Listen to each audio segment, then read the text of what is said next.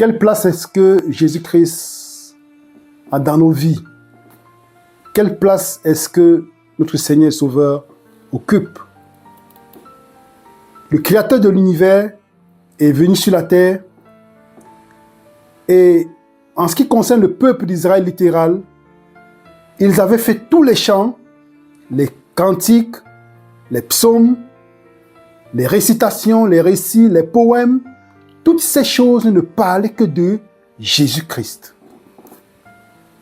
Ils avaient représenté Jésus-Christ dans différents points de leur vie quotidienne en attendant le Sauveur, le Roi, le Sauveur de l'univers. Mais sauf que Jésus-Christ arrive et personne, ou presque personne, ne s'en rend compte. Et nous pouvons lire ensemble dans Jean chapitre 1, versets 10 à 11. Elle était dans le monde, et le monde a été fait par elle, et le monde ne l'a point connue. C'est qui? C'est la parole. Parce qu'au verset 2, il est écrit, elle était au commencement avec Dieu. Au commencement était la parole, et la parole était avec Dieu, et la parole était Dieu.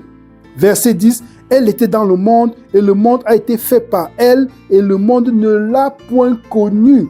Pourtant, toutes les représentations, que ce soit les chants, les hymnes, les cantiques, les récitations, les psaumes, les poésies, ne représentaient que Jésus-Christ. Et au verset 11, il est écrit, elle est venue chez les siens, et les siens ne l'ont point reçue. Les siens ne l'ont point reçue pour quel motif? Parce qu'ils n'ont pas reconnu leur Sauveur. Ils n'ont pas reconnu quand est-ce qu'ils ont été visités par leur Sauveur. Quelle place avons-nous ou quelle place avons-nous donné à Jésus-Christ dans nos vies? Parce qu'il y a une leçon très importante dans Luc chapitre 2, quelque chose de très important. Dans Luc chapitre 2, versets 5, versets 6 et 7. Lisons ensemble Luc chapitre 2, versets 6 et 7. Pendant qu'ils étaient là, le temps où Marie devait accoucher arriva. Et elle enfanta son fils premier-né. Elle l'emmaillota et le coucha dans une crèche parce qu'il n'y avait pas de place pour eux dans l'hôtellerie. Il n'y avait pas de place pour eux dans l'hôtellerie.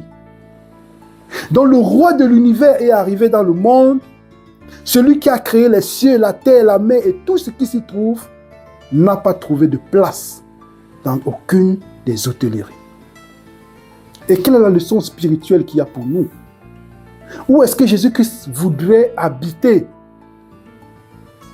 Dans Apocalypse chapitre 3, allons ensemble dans Apocalypse chapitre 3, verset 20. Apocalypse chapitre 3, verset 20, il est écrit, « Voici, je me tiens à la porte et je frappe. Si quelqu'un entend ma voix et m'ouvre la porte, j'entrerai chez lui, je souperai avec lui et lui avec moi. » Parce qu'il sonne à la porte de notre cœur. La question de savoir, est-ce qu'il y a assez de place pour lui?